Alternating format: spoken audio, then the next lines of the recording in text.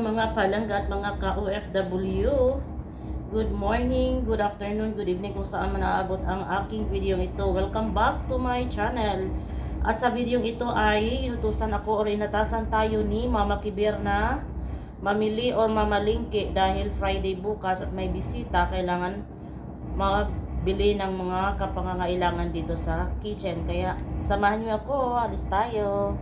Tatawagin natin ang ating maniho dahil hindi tayo makapunta ng supermarket pag walang maniho. Hindi na mainit dito ngayon. Yala ho for Jamia. Ay, Jamia. Kibir. Sobrang hangin na dito ngayon at yung hangin ay hindi malamig, hindi na mainit. Medyo malamig na siya. Kaya ito ay maraming tao ang nagkakasakit dito ngayon. Kahit si Mama Kibir ay may sakit. At dito na tayo sa loob ng sasakyan. Papunta na tayo sa Jamia or sa supermarket. Yung tipong nagtanong yung driver namin kung kamusta daw yung tagaluto namin. Sabi ko, bakit ko siya tatawagan? Inis na sa bakasyon siya. Kaya nga nagbakasyon yung tao para makarelax din yung utak niya sa dito sa trabaho niya sa Kuwait, di ba? Pag magbakasyon, totally bakasyon, wag nating gambalain pa. Yan, magbubuan yata silang dalawa.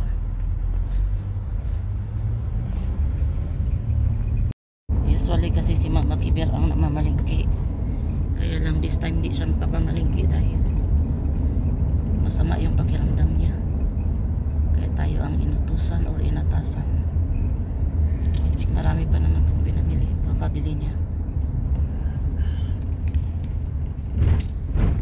Yung akala namin Thursday, ngayon yan pala Wednesday. Ngayon naghahanap kami ng na parking. Dito na kami sa parking area. Ay na lang. Buhay OFW, kahit araw hindi mo na alam kung anong araw na. Nagtanungan pa kami kanina ng kasama ko kung anong araw na ngayon. Kala namin Thursday. Ngayon pala Wednesday. Wednesday at market day dito. Diyan ang intensil. Nakakita din kami ng parking. Yung driver. Ito yung ano. Dito na kami sa loob. Yung pinagsama kayong dalawa na hindi marunong sa English, hindi din marunong sa Arabic. Sa English ako. Yung kasama ko ay Arabic. Sinabihan ko siya na idalhin pakilo yung kanyang dahon na kinuha. Hindi kayo magkaintindihan. Ito na yung mapili namin. Ito na kami sa mga spices. Naghanap kami ng black pepper. O diba?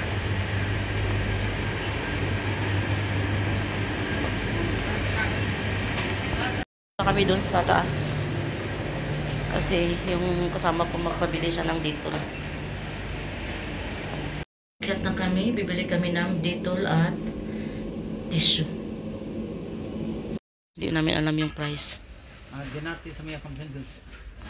Hindi ko muna yung aming maniho. Kasi nakipag-usap pa siya doon sa kapwa niya. Hindi ano.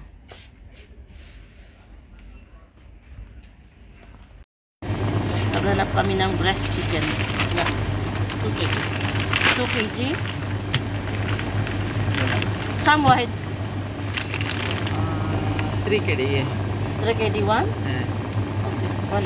3 kg 330. Yan, tapos na kaming mamalingki at pauwi na kami kasi dahil may trabaho pa yung aming maniho, kaya binilis-bilisan namin.